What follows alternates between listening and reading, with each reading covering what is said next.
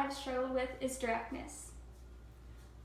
Women in general, especially myself, have a hard time with being direct. It is easy to use hedges, intensifiers, disclaimers, and tag questions, which can communicate powerlessness and a lack of credibility. I decided to do some research on the connection between women and the lack of directness. I found an article in the Harvard Business Review called Who Gets Hurt and Why by Deborah Tannen. She states that CEOs often overlook women because they lack confidence in their ideas.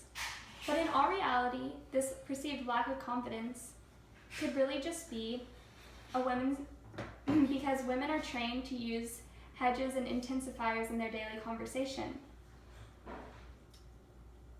During my interview, I try to break this habit.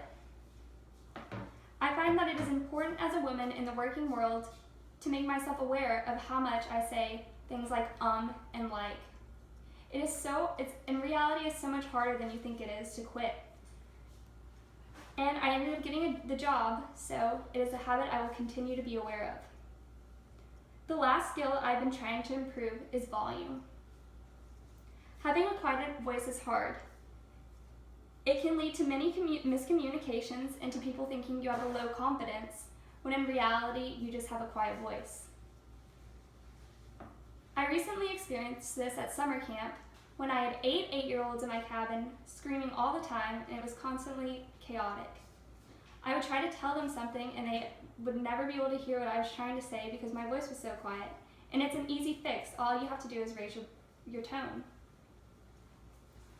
There's nothing more frustrating than being at a presentation or some sort of performance and not being able to hear what the presenter is trying to say.